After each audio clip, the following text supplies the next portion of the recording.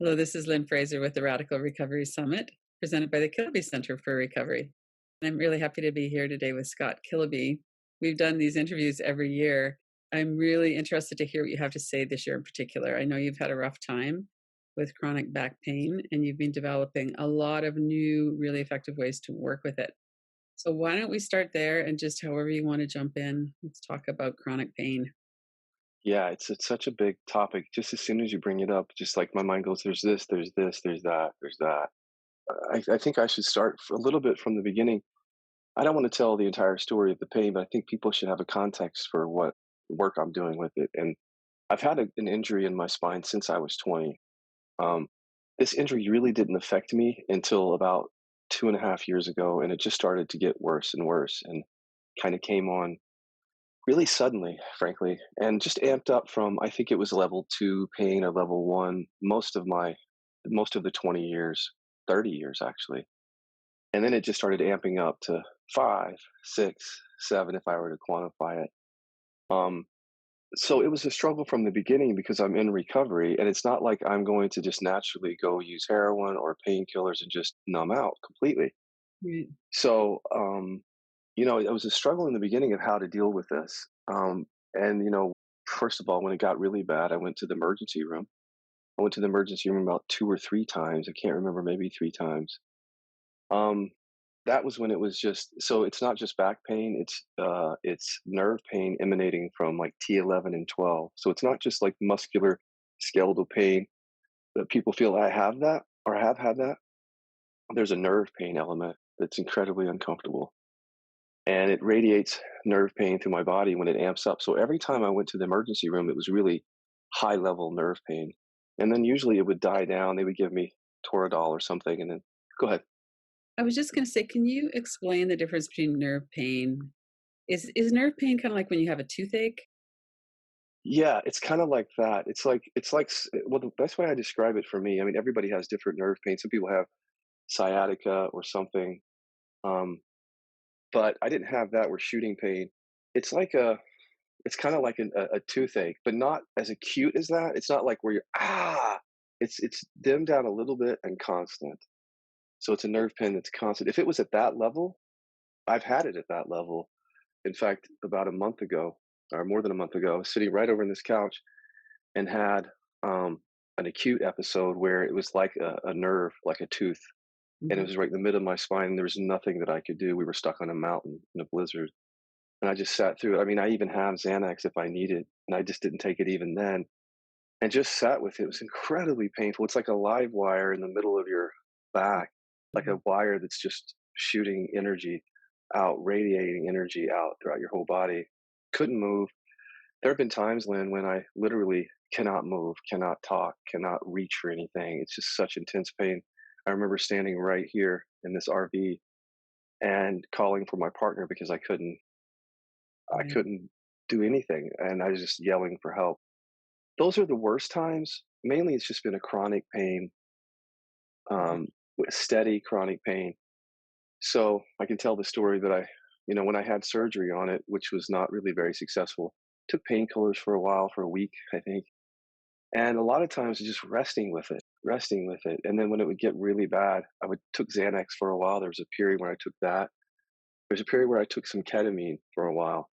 Xanax is not a drug that was very helpful. It dumbed down the pain, but it didn't provide me any way of like resting with it. It kind of numbed it out. So I just couldn't stay on that very long.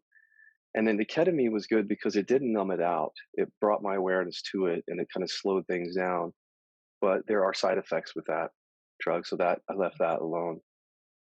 Really, for months, it's been no medication. Gabapentin, which is innocuous kind of medicine that I would take on a bad day.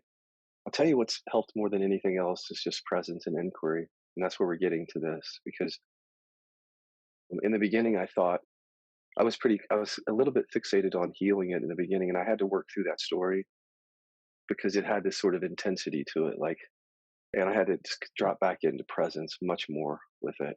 So there's been a process. If I can talk about this now, I don't want to, Mhm. but I really want to talk about this part, which is dealing with chronic pain without the use of medication. Like I said, gabapentin every now and then, but sitting with it quietly, man, and Of course, I've had to, through the years, work through any stories. And I think people with chronic pain do sometimes have to deal with deficiency stories, whatever else goes with that. I didn't have a lot of that at this point. There was some of it, Right. but it wasn't a lot of it. So my mind, I can just now go quiet and just, leave the thought field in a way and then come down into the body where I'm literally right there with it, almost like right behind it as awareness, so to speak. And Mhm. then it's all about reducing resistance from that place, as you know. So it's a little bit of trepidation, frankly, when with doing this, because it's like, you're taught this is a physical thing and you shouldn't be, you know, messing with it. Something might happen. But I just trusted it because, frankly, I didn't have anything else to do. I mean, the medications are not going to do it for me. So I just rested with it long hours, frankly, of Mhm. resting with it. Even like intermittently, like if I'm hanging out with my partner and we're driving in the Jeep, it's just I close my eyes and go right to it, or sitting at a restaurant or anything. And what I did is I'm learning how to truly let it be there. The tool that we have, make it stay, Mhm. right? We have this tool in LI and KI where if you can rest with something in a way that actually welcomes it so much that there's a small intention to let it stay instead of get rid of it. As soon as I started to work with it that way, not just make let it stay or make it stay, but also, frankly, using our tools. Like one of our tools is working with tethers. I don't Mhm. want to get too deep into this, but little points at which some contraction or pain seems to tether to a spine or a muscle or something, and it creates a little contracted tether in different places.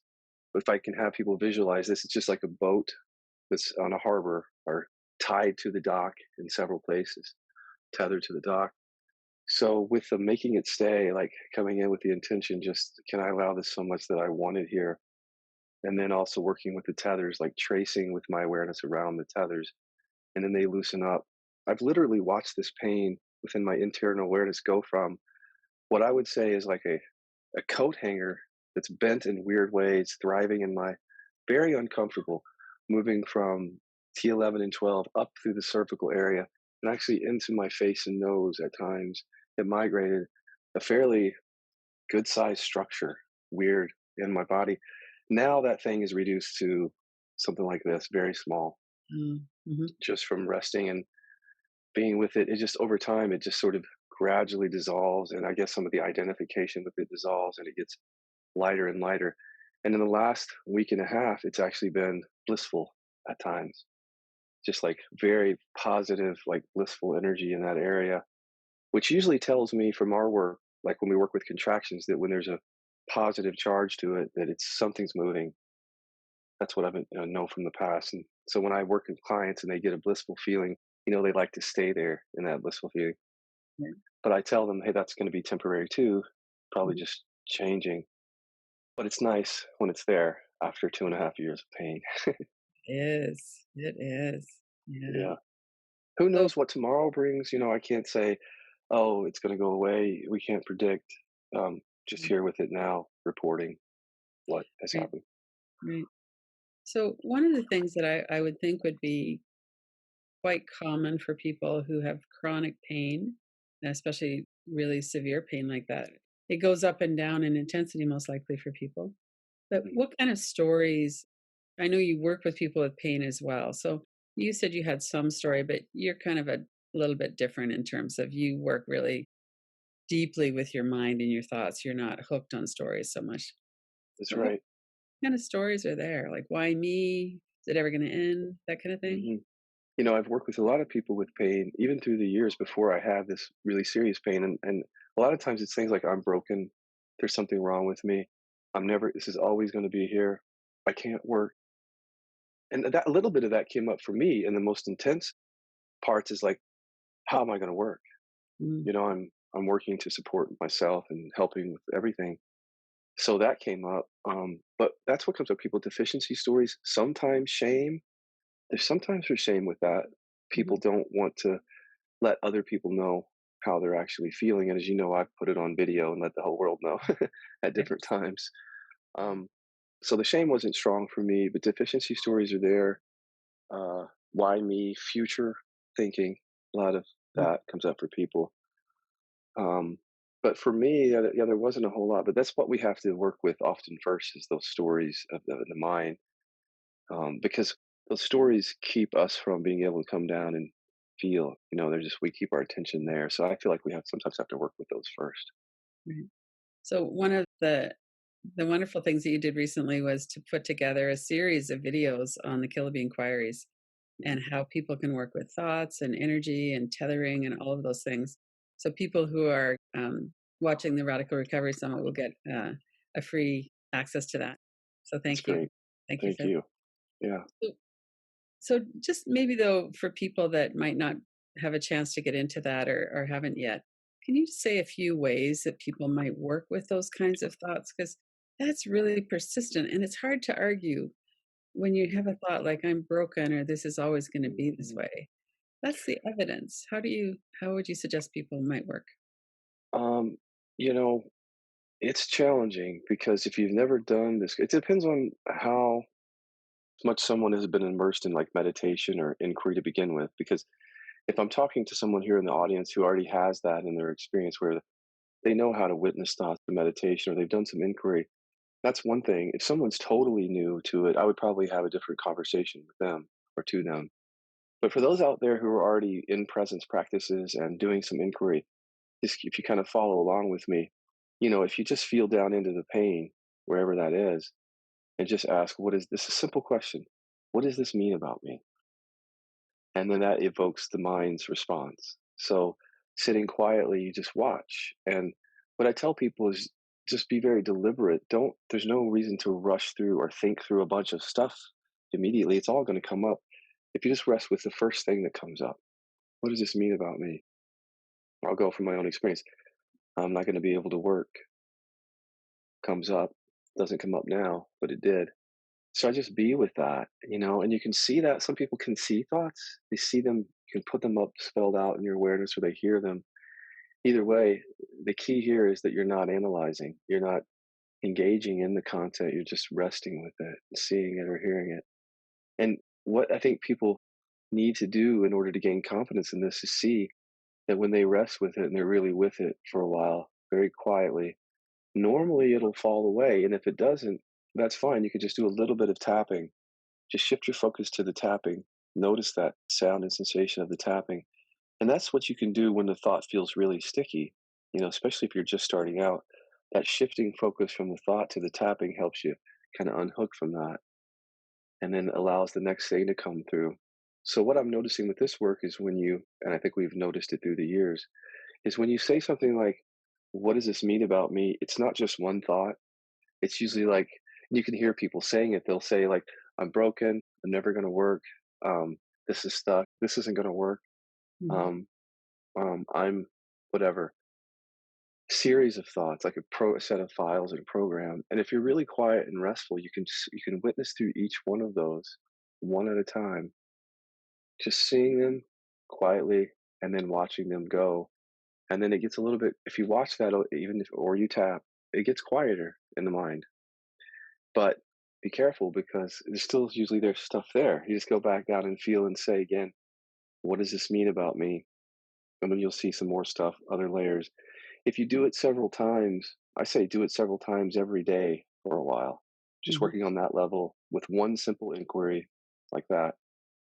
You can get pretty deep with it because the mind then, after a while, when you say, what does this mean about me?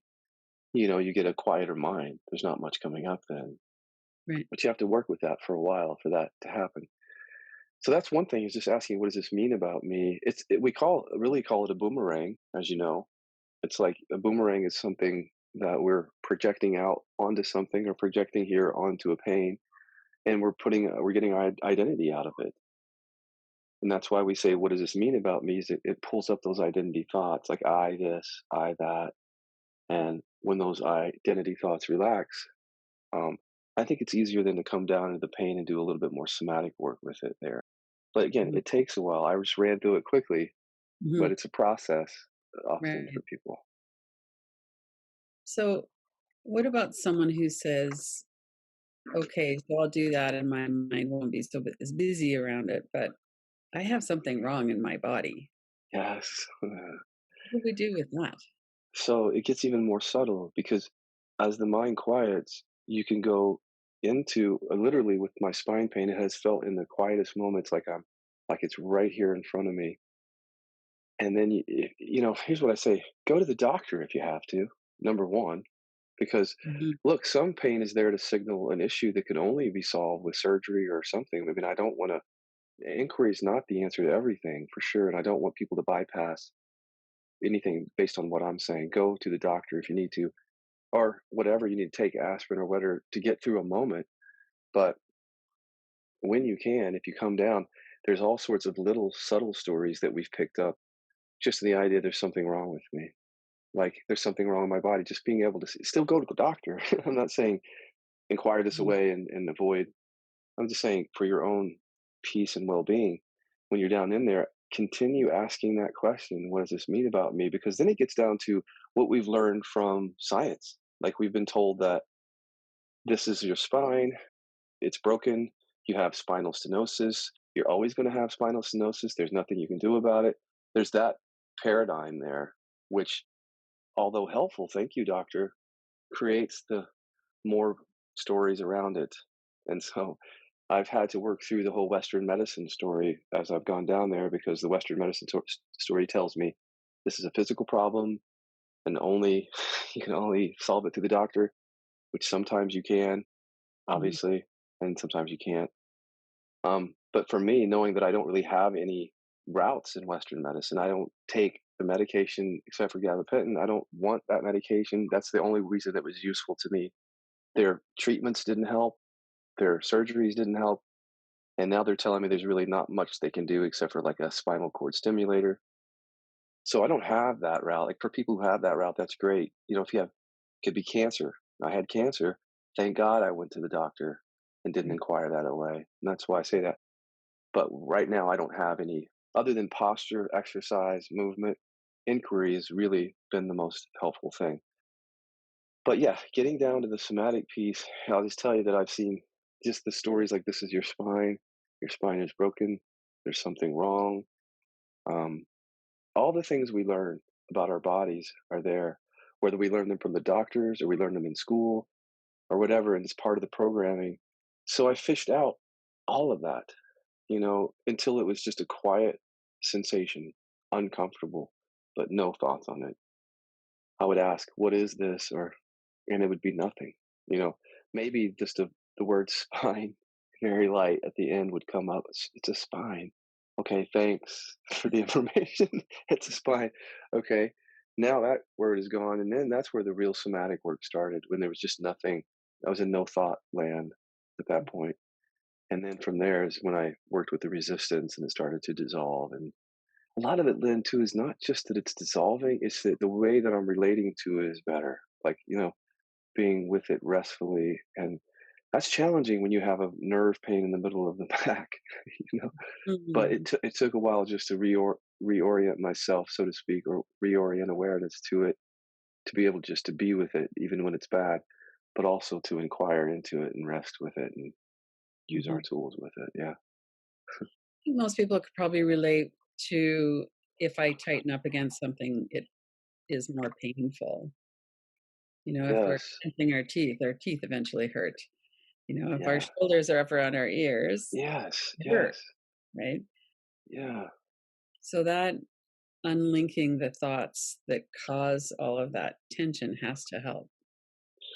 It does. And I skipped over a whole set of things that I forgot about because, frankly, as I was working with that, as you can imagine, some really early conditioning came up that was very surprising around mom and dad Mhm, and how they conditioned me a certain way. And frankly, some anger and uh, at moments hatred, frankly.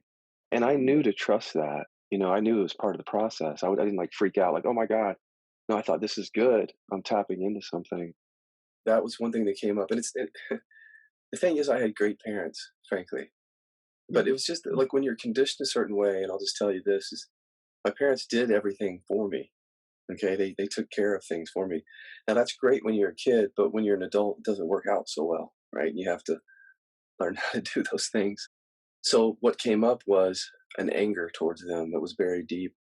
Um, I trusted that. I felt into it. There were moments, Lynn, where I was literally just like had this angry, just angry pose, almost like an animal, just angry. And I just went with it, and I just felt right into it. I could feel the energy of the anger just moving through the belly and the spine. I sat with that for a few days. That was one thing that came up. Like you could say it's a trauma, but it's an old memory or conditioning. It's painful. That must have helped too, because as I worked through that, it's like it softened that. Of course, I was like seeing that. Well, there must be more there. If mom and dad came up, and not a lot came up after that, though, in terms of stories or conditioning. And then I went back to somatically resting with it. Some people would have gone to, "There's something the matter with me because I hate my parents," or "I'm not a good person because 'cause I'm angry with them." So you didn't Yeah. have to deal with a lot of that.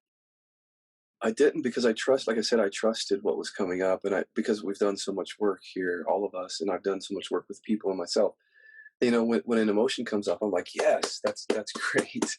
It's not like awful. It's like, oh, it's like striking gold, because that was already there. And now I can feel that and let it come up, and not take ownership of it. Just let it be what it is. Mhm. And I think sometimes people are scared of that because when they were a child, it wasn't safe to feel that. That's why it got stored in the body. And so now as an adult to know that that's okay, it's a good thing that that's coming forward, that you can sit with it. I mean, you have to be in a safe space for sure. Mhm, Whether you're working with somebody else, I mean, it's a safe space here to do inquiry with my partner. Yeah, like if he sees me in inquiry, he just leaves me alone. It's a safe space. mhm, And again, you're right. If people haven't done a lot of work like this, like we have, they might sort of, I don't want to say misinterpret, but not understand the process of what's happening. And mhm, I just understood the process, so I welcomed the anger, knowing that it was temporary. It, you know, it's going to be temporary. It's not going to keep hold of me. And if I push it back down, that can't be good. So what other choice do you have? right. If I turn away from it and distract myself, I'm just pushing it back down. If I get ashamed of it, then somehow I'm pushing it back down. If I make a story out of it, it's about me that I shouldn't be feeling that. That's a way of pushing it back down. And when Mhm, you're in pain, you don't want to push anything back down. mm, You want to work through that. You don't want to like stuff it back down. So for me, it was a no brainer. Just be with it. Go right, with it. right.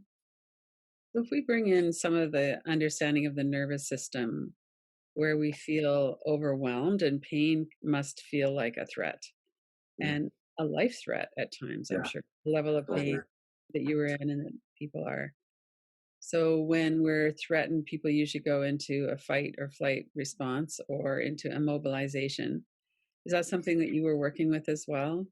Absolutely. I mean, the night that I stood literally right here, I live in an RV. I'm pointing at the floor below this table. I was standing right here. My partner was back there, and I was in a freeze state because I couldn't function. I literally couldn't even reach for a cup or a phone. I was just in a freeze state, and I think I went to the emergency room that night, and I still have the image of me in a wheelchair, just in enormous pain, absolutely enormous pain, and it's like everybody's just doing something else, not attending to me. And yeah, I think that was a, I didn't, actually that night I left the emergency room because I was like, they're not going to be able to help me. And that Mm, was a flight. I mean, I was just I'm in a freeze state and then a flight state. mhm. And then, of course, when I got into the car again, I just rested with it more and rested and looked at the thoughts and stuff, and it calmed down. Luckily, it didn't stay at that acute Uh, level. But absolutely, yeah, there have been times when I've been in pain where anger came out because it's just like I'm in mm, pain, and it just the anger comes out. Um, but that's calmed down too. That was in the early stages. But yeah, I feel for anybody, Lynn, who's going through something like this more than I ever have before. I have such compassion. And I just want to reach out to those people who don't have these tools and who are struggling with how to take care of their pain. I have such compassion for them. And I just want to reach through the camera and say, come talk to us. Like mm, let's let's work together on this, because I just can't imagine handling this without presence and inquiry. I can't imagine what that would be like. I'm sure I would survive it in some way, but it's a bit scary to think that people don't have these tools, and they're I don't know what they do with it. It's like you just I'd like to know what they do with it, other than medicate it, but, Right. how do you live with that ongoing pain every day? Well, and I think if we look at COVID-19 and what people are doing to cope with that, that's probably an indication, Mhm. I had some big things happen too, and same thing, I thought, how could I have gotten through this without knowing my mind, without meditation, without Yeah, inquiry? It's yeah. really hard. Yeah. So people Yeah, drink more, or they eat, or they binge watch Netflix, or they do all of these things to just get a little break from it, but it doesn't really help. it doesn't, and, you can't be with it all the time in inquiry. You can't just be, like, in your body resting because you have to live and interact, and, of course, there's times when I did the Netflix thing because I couldn't sit with it all the time, just watch Netflix. Um, yeah, and I think about that too in COVID, not just with chronic pain, but with people out there don't have a support system. They're dealing with some sort of pain. We aren't talking about that today, emotional pain, but Right. chronic pain, physical pain too. Certainly, if you don't have a lot of connections, you're all alone and you're just reaching for anything, I can imagine, to distract Mhm. yourself. And there's even studies out there that say distraction is one of the best pain relievers. But of course, but you can't live your entire life in distraction. I mean, it's very Mhm. exhausting. Mhm. And part of the reason it's exhausting is that the energy it takes to suppress something. Yes. Mhm. It does. And as soon as I start resting with it, it automatically is feels better because my I'm reorienting to it in a way instead of distracting away from it. I'm just resting. And when you rest with it and you get really quiet, you start to see that it is just a sensation. The mind is not involved and you're not trying to suppress anything. And I think Mhm. it's good. I still don't think people have the skills to do that. They don't know how to do that, a lot of people. And that's the thing that I wonder about, like all those people out there, they don't have that Right. resource, you know? Yeah. Well, and I think one of the things you talked about a little while ago too was shame, that you don't have shame and that you put it out there. This is what it's like. And so I think that's really helpful. And knowing about the nervous system, it's an involuntary response. Our primitive brain is reacting to threat. It shuts us down. It puts us Mhm, into fight or flight. And then people can just take away some of the shame, like there's something wrong with me. mhm. And even, with COVID, so many people are saying, well, I'm not very productive, or I'm finding that I'm just kind of in freeze, and that's just our nervous system. It's difficult to cope when we're overwhelmed. It is. When we're overwhelmed, it's also challenging to go into inquiry. When you get to high levels of pain, when you get like 8, 9, 10 level nerve pain, the only thing I'm doing is headed to the hospital. Mhm. It's the only thing I'm doing. Now, when it gets down to 6, 7, 6, 5, 4, 3, 2, 1, that's where I do most of the work. Because at that level 10, you're really in some sort of fight, flight, or freeze. Your nervous system is just naturally doing that. In fact, when I sat on the couch here with enormous pain, unbelievable pain, man, if you would have seen me, um, resting with it is all that I did, believe it or not. I was in a blizzard, couldn't go to the hospital. Right. So here I am resting with this, what feels like a fire in my chest, just and resting with this, even though I was moving around, Mhm. I was still resting with it. I was still feeling fire, just in the awareness, and then eventually it just came down. But yeah, that's a fight. There was a fight, flight, freeze response, all three in that. I feel like there was not so much a fight, but certainly a flight response and a Mhm. freeze response that I had to deal with during that one. Right. Right. Yeah. And so in your mind, you're not making it worse by believing thoughts about it. Here's the thing, Lynn, and you said a second ago that there's something wrong with me, and I want to say to people, okay, go to the doctor. That's my first thing. Not saying don't, or go to the the naturopath or whoever you're working with, but challenge that thought. And one way to do that is just to sit quietly and say, "There's nothing wrong with me." I've done that one many times, and the first thing that comes through is, "Yes, there is," a very strong yes, and then some other thoughts.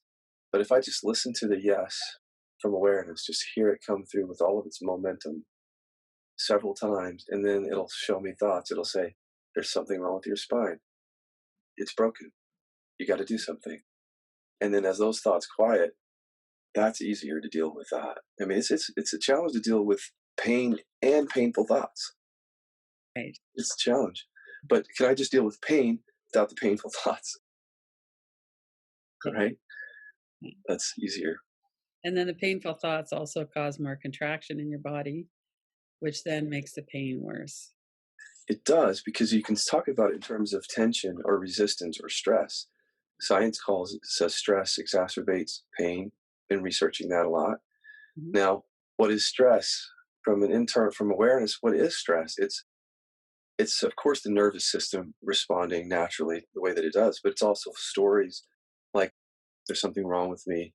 Those Right. create stress in the body, and you can feel it. You can feel that when your thoughts are going like that, you can feel that the pain will amp up because the fear and the stress and the resistance is amping up around it. But Mhm. then when the thoughts relax, the stress of those thoughts relax, you can feel it relaxing because the thoughts went away. But I'll even tell you this is that when I went to discover the pain without thoughts, I saw it as tension or stress or resistance. I saw it almost like this is not a great metaphor, but almost like a fist just Mhm. doing this in different ways, though. It wasn't just a clear fist, it was like a writhing, sort of like this. And I could just, one thing is just going into each one of those little uh, movements with awareness and letting my awareness go with it, you know, because the stress is like trying to fight it, the stress of the mind, the stress of the body. But when you're in awareness and something is trying to contract, if you bring your attention into it and let it contract fully, it's almost like you're giving it so much permission that it doesn't know what to do. It has new information there, and it changes as a result of you allowing it so much. And so that's what I did with each of the little areas in the spine that are contracting, is bringing attention into that so that it fully allows that. And then it just doesn't know what to do with that. Is the way I explain it. It's like that's new information because it's been stressful and resistant there. Now there's acceptance and presence, and it just moves and changes because it doesn't know, it doesn't really know how. Yeah. Its modus operandi, so to speak, is to do this. That's Mhm. its information. When you rest and accept it, it doesn't. It gets new information, so to speak. Right. You just Mm. So if we were transferring that strategy, if you can call it that, to emotional pain, so how would that relate to that? same thing. So with emotional pain, as you know, there's like when we talk about emotions, we have to talk about whether these are emotions that are dispersed and throughout the body, like a wave of energy of sadness. That's different than that there's, as you know, emotion caught in a contraction or something, like in the stomach or the chest. So, talking about the first one, where you're just in the middle of whether you're in inquiry or just in life and you feel sadness, yeah, again, the thoughts will create resistance to it in stories. Mhm. If you can watch the thoughts or inquire into them, and get to the actual sadness in just the same ways, feeling into it, allowing it to move, like offering it no resistance so that it can just be there as a wave of energy every time it passes, if it's a dispersed energy, almost every time in inquiry. Mhm. Now, with contractions, as you know, because we deal with heart contractions and stomach, that's a little trickier because it's more like pain. Mhm. It's more similar to pain in the sense that it's contracted energy and there's often emotion inside of it. So the same thing applies. If there's a contraction of emotion in the chest, I'm always pointing people to feel into it and allow its movement, whatever it's doing. And we say dance with it, you know. Mm. Um, it's a very nuanced tool, but to dance with it is to offer no resistance, or where there is resistance, just to allow that and let that move. And then over time, as you're inquiring into it, because there's often thoughts to it, that can shift and release information, release emotion. And when it Mm. does, it's a matter of again feeling that emotion, not resisting or watching the resistance to it. It's like to me striking gold, though. Even though it's uncomfortable, it's like, oh, this is coming up. So yeah, it applies, I think, to everything, doesn't it? It even Mhm. applies to thoughts because if you notice when people are really identified with thoughts, it's not always resistance, but there's a how to identification with it, and just being with the identification, relating to it differently with thoughts, welcoming the thought, welcoming the resistance to it, or welcoming the clinging to it is helpful. It's for everything, really. Right. That we experience. Right. So somebody has been working all their life and now they're retiring and they get fibromyalgia or they have a back injury and it's like this is not fair. I deserve something different than what I got. How do you work with that?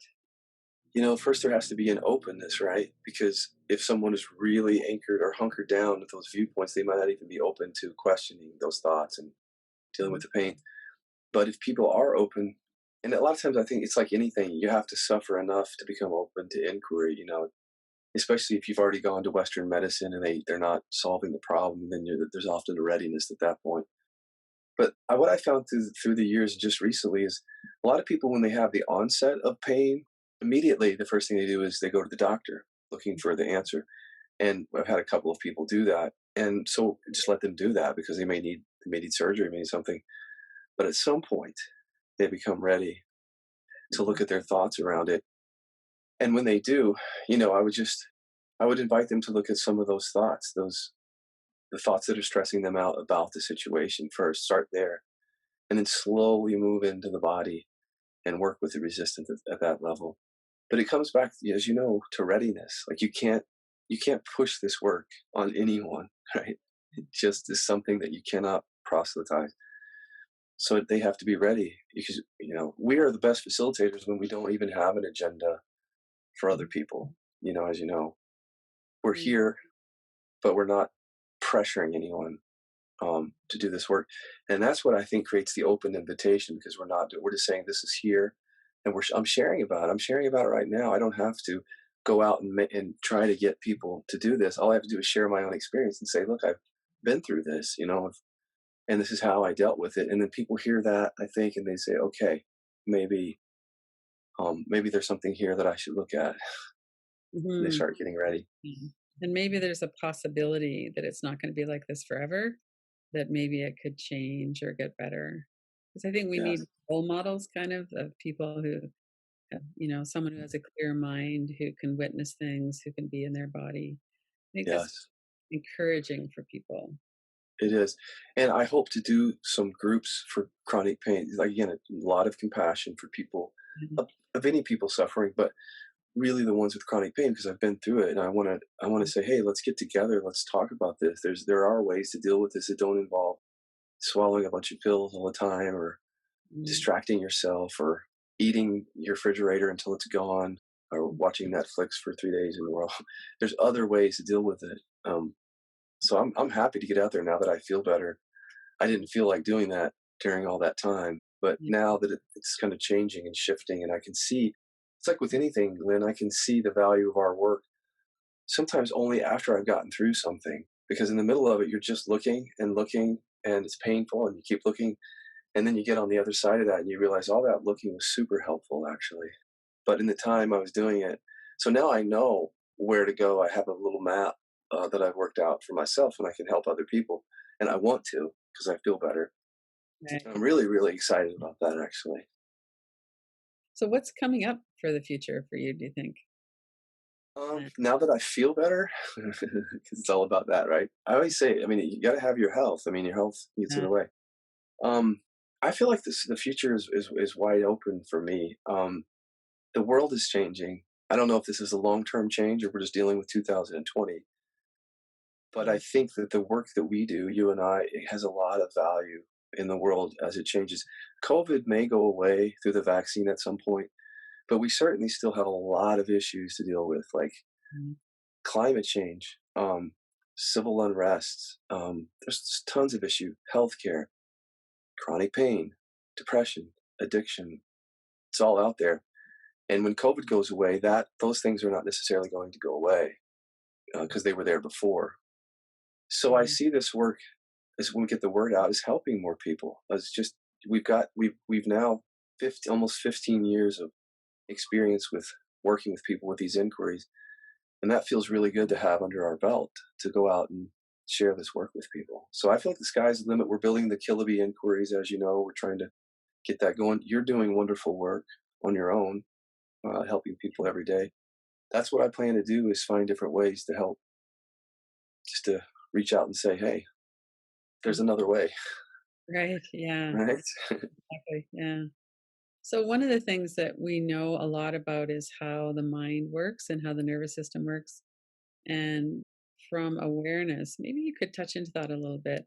When you say from awareness or with awareness, how is that different? You're talking about witnessing thoughts, Hmm. being present in the body somatically. That's right. How does somebody get to that if they're not already really familiar with that? I think a lot of people come to this work because they get interested in meditation first. Mhm. That's one way. It's like a doorway into this. And so meditators often start to find a peace and a freedom, and they become more interested in that. And they find their way to what we do inquiry. If they don't have that background and they're really new to this work, sometimes we have to set a lot of context. So I'll send them to the Keo videos or something and just let them sit with that for a while. But if Okay. I'm working with them, I'll just point like you do. I'll point to the fact that we can witness everything with our eyes closed, without all the lights and the colors and the shapes to distract. They can get a sense. Like if I point to my own experience, they can verify it. So if I say, "Pull up a picture of Dad," can you see that? And just know that you are what's looking at that. You can't find the awareness, but you are looking at that. And so just getting them situated or aware that they are aware. That's it Okay. first. Yeah. Yeah. And then also not just aware of thoughts, but as you say, they can hear sound from awareness immediately. They can feel sensations right here. So they can never find awareness, but awareness is always there experiencing something, just pointing to it and then inviting them throughout the day to come back and recognize that. If they're interested, just Mhm. come back. You don't have to go for an hour sitting in meditation. You can. It's great if you do. But throughout the day, coming back to that if you can, whenever you remember. That's the best way that I've found through the years. There's different pointers, obviously, to that that I use, but that's what I tell people. One of the things that I was so struck by when I first got involved, it must be 10 years ago now, I've known you, and that you said thoughts are words and pictures. We hear words or we can see them in our mind's eye, like they're written on something. And then pictures are like little video clips or still pictures. And I've Yeah, been meditating for so long at that point, but I never realized that. And so it's so much more specific. yeah, Okay, I can look at this image, like you say, yeah, a picture of dad, and then I can put it in a frame. I can yeah, type on it. I can do all these tools that we have with yeah. the inquiries. And people always go, "Oh, wow, what happened to that picture? It just got really faded, or all of a sudden it doesn't mean anything." Hmm. And then we can go into the body and things, we have a response to the images and words in our mind. Yeah, Our body responds, and then that's how they're linked, right? And that's a level of detail that I think is so helpful for people. it is. And we're getting even more skillful with it because when you what I notice is when I'm working with people who are new to this, they'll have thoughts or they'll have an image come up, dad or something, and I already know that there's some stories connected to it, some words connected to it, 'cause words and pictures often. Mhm. So I'm getting to a place where it's like I can mine out the words from every picture because it's not just a picture. There's a meaning there in the Yeah. story. And so they're amazed to see, oh, when I pull out the words and I just see them and then they fall away, the picture changes. It gets lighter or something. So that's another way we like as you said years ago, we started talking about words and pictures, but then now we're really seeing how those things are linked up. Just this morning, I had a session where a lady was going through words and she didn't even recognize there was a picture of her dad there. She just thought, and then I said, okay, now turn to the picture of dad. And she's like, I'd never have really looked at that directly. And it was a really scary picture because Mhm. of what happened. And then, but she was able just to sit with it. And she sat with it for a long time. Words came out of it and then it fell away. And she was so relieved to see something in her mind that she did not know, like this little splinter of a thought. And it just took her to look at it and somebody to direct her to look at it. And it'd been there for years, that it's Yeah. just years for it had been there. But yeah, And it drives so much catastrophic thinking and tension and pain and addiction. suffering. Yeah. Mhm. Yeah, speaking of radical recovery. Yeah. Yeah, yeah. Yeah. It drives a lot of that. A lot of it is linked. I mean, so many times when I've gone into work with somebody on drinking or gambling or something, inevitably it comes back to images of childhood, what mom thought of me, what dad did or didn't do. It's all Mhm. linked up in some way. In Yeah. inquiry, we can find those links. We can see them. And we don't, and the great thing is we don't have to analyze, because God knows I tried that for years as an attorney, analyzing everything, Right, and it didn't get me anywhere other than a good and analytical mind. right, It didn't free me of the suffering. So with witnessing, it's gentler.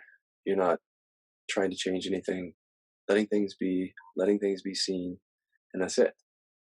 right. So let's talk about shame just for a minute here before we finish. So people have all kinds of stories about themselves and based on experiences often. Like say, what did mom and dad think of me? What happened at school? I know you were bullied pretty seriously as a child. So we come with all of these shame responses, and then we that's part of what makes it so we can't really be present within. So how do you get from that to compassion and kindness for yourself? And I know partly it's just a kind of a falling away, but what would you say about that? I would say it's a falling away for sure. But what I noticed about my own shame is that I had to bring it up in a safe space first. Because what I found with the shame is that there were just layers and layers of unseen things and unfelt energies. I think a lot of people, when I start talking about shame, they'll say, "Yeah, I felt that," and they'll say things like, "It's very deep." They're pointing to the unconsciousness of it. So when we developed KI, as you know, we've developed ways to pull up some of those unconscious things. So shame itself, it's like, yeah, it's a feeling that may come up every now and then, but to go into inquiry about it, there's lots of words and pictures that go with that. And so we developed inquiries, as you know, that would pull them up. And that's where I think it is yeah, you want to be with it, but when shame is driving your life to a certain degree, it does help to be a little bit more proactive around that and to get into those deeper layers. Otherwise, it continues to run the show, especially around addictions, but around a lot of things. So just making sure that people feel safe. That's always an issue with our work. Make sure they're safe, to feel in and look at different things. But then to use some inquiries when they feel safe enough to pull some of those layers up that they can't see. And there's inquiries that we have that will do that, as you know. And then again, letting them witness that, come and feel that, and then rest, and then being in presence and feeling okay. And then, are you ready to go deeper? Do you want to go deeper, or do you want to stop? And then those keep going. And shame is one of those things I think that most people that have a lot of it have to spend some time with. Right. It's not going to be like in one setting you're going to probably uproot or see through. Or, you have to be with that for a while and just rest with it and see it. But if you're in the work, it's not a problem. It's going to be natural for you to just want to go to that at some point. Hmm. And just keep asking that question, what does that mean about me? Yeah, So I've had experiences of being shamed, yeah, sometimes public shaming as well. yes. And what does that mean about me? And all of those experiences are stored somewhere Hmm. so we can be with them with awareness. Now that you mentioned that, in May, shame came up, but not around having pain, but it came up around sex, being gay, sexual expression, and it was probably connected to the spine, um, in some way. Mhm. But I just remember that leaving, like that whole thing just left me. But it was really powerful and strong when it came up. It was a very strong feeling of being, I have to hide. That was the feeling, I have to hide. This is an old story, and just watched through that. So that definitely came up. Um, yeah. So I don't even think, frankly, Lynn, that I really became skillful at looking thoroughly at shame until about 5, 6 years ago. I Mhm. don't think I knew how to deal with it until we started to develop some of these. I just couldn't get to those layers like I can now or have been able to now. Right. It hides from us. It hides from us. Yeah. Can you just kind of walk us through the reverse inquiry and the utility inquiry, how that might work with shame? Yeah. Okay. So what I often say is reverse inquiry is it's like one way to say is like say there's worms in the earth, you can't see them, so you have to hold food over them before they're going to come out. If you don't put the food there, they're not going to come out. You're not going to see them. Right. So reverse inquiry is like the food, and you go to what you believe. So one simple soft reverse inquiry is that the belief is that I'm ashamed. It's a surface layer thought. Just reverse that quietly and say, I don't feel ashamed. And then your mind will produce, the worms will come out of the earth, and Mm. you'll see, yeah, I do. And I'll show you pictures and words of that verify or prove that. And then you just rest and see those and let those just be there one at a time or as a collage, quietly watching. You might do some tapping to shift focus there if you need to. But as that falls away, just know that's kind of just the surface layer. Rest there for a second. And then what I say is turn up the heat a little bit if you feel safe, you know, because that first inquiry is only going to give you so much when you reverse it. Hmm. But what I did for myself and I do for other people is I turned up the heat and eventually got to an inquiry that said I'll expose myself to everyone, everywhere, all the time. That was a lot of resistance to that one. I could feel my whole body saying no to that to avoid the shame. And but I worked through that layer, so that's another one. It's a reverse inquiry because the belief is I'm not going to tell anybody anything anytime Anytime. Yeah. because that's what shame does. That's what shame is. So to reverse it, I'm going to tell everybody, I'm going to reveal myself completely to everybody, everywhere, all the time. Is so far the sharpest inquiry that I've had around shame. And that's what brings up the deep layers of it and the thoughts like no, screaming no to Right. protect myself. And then the feeling of that shame. I've also worked with shame with people who have porn addictions. I'll say, imagine yourself in front of the computer and whatever you're doing, and everybody can see you. And Mm. only when they're ready for something like that would I ever Right. put someone on that. But they get to that place where there's like they're clear. It's like they feel like there's still something there and they want to go a little bit further. So I'll say, just imagine yourself there. Now everybody sees you. And then that brings up some of the to just reverse inquiries, reversing beliefs. But also, it's all in the way that you word the inquiry. Right. It's how Right. you word it. And what I found is more specific is always better.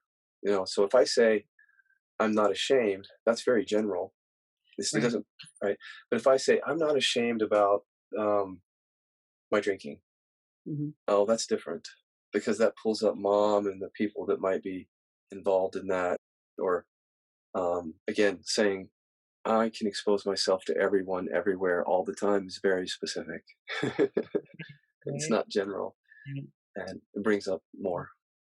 Well, and if you imagined you're in the kind of coming to the end of a drunk fest, really loaded, and you're blah, and imagine having that on a big screen somewhere, or having, people that you love watch you at the end of a eating binge or Yeah, anything like that. any binge or anything like that.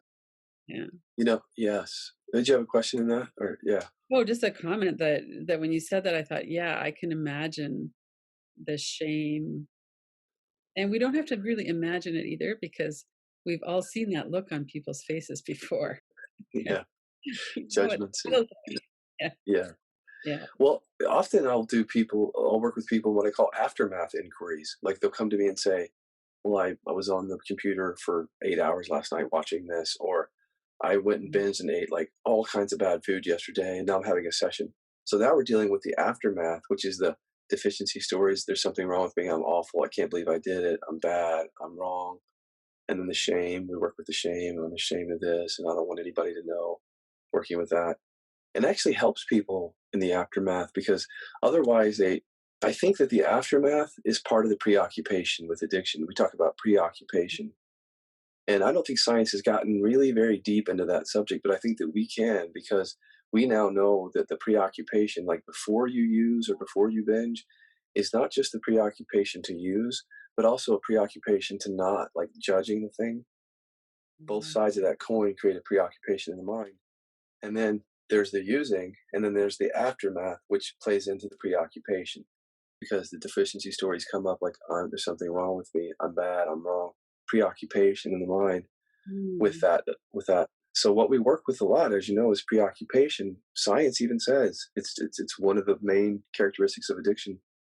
When the preoccupation around before doing something and after quiets down, I think the compulsivity towards that thing comes Right. down, can come down. Mhm. But again, there's no magic pill. It's not like I'm going Yeah. to say one thing and then all that's going to fall away. Right. We have to look at it. A revealing kind of a process. And then to see the usefulness of hiding, when you've been shamed for being outed or whatever it might Oh be. yeah, There's a utility there that we don't maybe need it anymore, but maybe we still do. there is. And you mentioned utility, and I didn't say, but utility would be a simple utility would be, let's imagine that you just went on a food binge and you're feeling shame after. Mhm. So utility is what's the payoff of the shame. So if I say, what do I get out of feeling ashamed after I did that?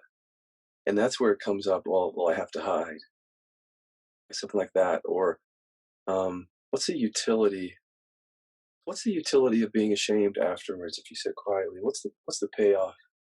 Being ashamed. Yeah. What comes up is it doesn't feel relevant to me right now, but what comes, I have to hide. I mean that's a resource or a utility.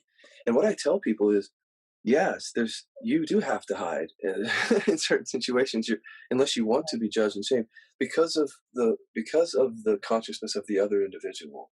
For Right. example, if the other individual is very angry or anxious or shaming or judging, Yeah. naturally you're not going to want to traumatize yourself by just revealing everything. Yeah. So Yeah. it's okay. But then as you get more and more comfortable standing in your own power and your own presence, and you don't care as much what other people think, then you can come out and let people know, and only then, when you don't need that utility of hiding. Right. Right. Right. Yeah. Yeah, I think that's really important to be realistic about where we're at and Yes. be strategic as well. Like you don't want to bare your throat so somebody can go for it Yeah. if you know that they're not a safe person for you to do that with. You're right. And we talk about this. There's boundaries that have to be set. Yeah. These are boundaries. It's like I'm clear in my own self. I feel okay, or I'm working through my stuff, but I have to set a boundary with you Mhm. because this is not a safe exchange of information. And so that's okay. I think boundaries are fine as long as they're clearly set and they're not coming naturally from just some sort of trigger. When there's a clarity around them, um, I think they're fine. They're part of life. Mhm. Yeah, And working with shame can be so freeing because we can look at that and go, okay, like when you were talking about being in a freeze response or a fight response to the level of physical pain and nerve pain, that's just your body doing responding what it's to things going on. It's not a failure in you, it's your mammal body under threat. hmm That can really help the shame to know that that's just how our system works. This is how our system works. We can apply that to many things too, and not to give a permission to be addicted, but this is how our body works when we're addicted, and to let go of some of the stigma of that, and then working with the addiction, obviously being open to working with it, not Yeah. just saying, okay, I'm addicted, Yeah. but Yeah. also just knowing this is your natural response, this is how you survive, you Yeah. know. Mhm. I think that helps people. Mhm. So let's talk about where people can get a hold of you. So it's kiloby.com is your main portal. A wonderful series of all of the work over these years, and starting with thought and going through the body and somatic and getting into a lot of detail. Yeah, Talking about trauma in the body, and so I highly recommend that people watch that. I know a yeah, lot about this work, of course, and I still really enjoyed watching it and learned things from it. So I good. think that Yeah, would I think the motivation for that was like I don't want to I want to train facilitators. I want facilitators to be trained so they can obviously go out and help people. But as you know, what we want this work to do is for people to take it and be empowered with it. Is what I feel is to be empowered and not to feel like they have to continue to come back and that you may for a while need somebody. But if you could watch those videos and pick them up yourself, I think it empowers people. And how I felt about it is like, why wouldn't I share this? Why wouldn't I? yeah. You know, I like I'm going to be gone someday. I don't know when that's going to be, but why am I holding back to share these tools? There's no reason. So I just went out and shared them, Yeah, all of them. amazing. Yeah. Yeah. And so if people want to get a hold of you, If you go to kiloby.com, there's a contact page. There's a contact thing and that's the best way. I wouldn't say email me because it's a little bit clunky when you email me. It's better to go through the system. If you want to sign up for sessions, it's all there on that kiloby.com. It's the best way to sign up for sessions if you're interested in facilitator training. Again, we want to train people because that they can go out and help people. If you're in the place where you're a coach or you've had some clarity and you want to help other people, that's all on that page. You can get information about that too. okay. and then your YouTube channel, Facebook, all of those regular social media outlets as well. Facebook, I have Scott Kiloby public page. You can just like it. And I post events and things and little quotes. And then, yeah, Scott Kiloby YouTube has quite a bit of. It's funny. I look back at the old videos and I've all got different shapes and sizes through the years, but it's all Scott Kiloby through the years. Yeah. It is, yeah. And so also, let's just kind of touch into your books too. The book that's getting the most feedback is Living in Realization, a Plain English Guide to Non-Duality. It has great reviews on Amazon, and people keep coming back to me saying that was the book that helped them the most. Then again, there's Reflections of the One Life. It has daily pointers to awareness, one for every day throughout the year. It's called Reflections of the One Life. I know someone who's read that Reflections for the One Life every day for 5 years, and Yes. every time she comes back to it, it's new. You know. Yeah, it's amazing. Yeah, Okay. it's Yeah. amazing to plant those seeds out there, and then I Yeah. kind of put the books out there, and they're just out there, and I don't really pay attention to, and then people come back and say, "Oh, that helped me so much." I'm like, "Thank you. I didn't know." And of course, when you write books like this, a lot of times it just comes out of you. You're not, Mhm. it just comes out of you. You write it all down. It's like a song that you write, and you've written that song, and someone comes, "Oh, I love that song." Well, great. I'm glad it helped. Yeah, yeah. Yeah, Mhm. Well, thank you so much, Scott, for sharing your experience and for giving people hope that things can actually change when, especially with that kind of pain that you're talking about. yeah, Pretty easy to get despondent and feel like it's always going to be here. It's yeah. see you doing so well too. Thank you. I'm glad to be doing well. And thank you again. I always say this. Thank you for the service that you've given through the years to Radical Recovery Summit. I feel like Radical Recovery Summit, we have a somewhat of an audience, but it's going to be out there for a long time. It's going to be the set of video, and it's going to be so rich for people for years to come if we can make it available. So much good information. You've done a great job. Well, Thank you. yeah. And this year, like every year, I just love the group of people that we've gathered together and so diverse and different approaches. And, some of them are scientists. Like this year, we're interviewing Stephen Porges with polyvagal theory. And, Sada Simone, who's got sassy spirituality, and he brings us different Mhm. kind of life and energy. And it's Nice. just interesting to talk with people who are so passionate about what we do. And you're certainly one of them. Yeah, Passionate. and I just think that what you're doing and what we're doing is really on the cutting edge. We're bringing together all these voices that aren't being heard Yeah. at a time where people are often looking for something different, and nothing has quite formed fully. There are things Mhm. that are forming out there, but you're pulling those things together, and that's really a rich. The rich environment. Yeah. Yeah, Yeah. It's fun to do. Yeah. Well, thank you, Scott. thank you, Lynn. Take care. Welcome to the 2021 Radical Recovery Summit, presented by the Kiloby Center for Recovery.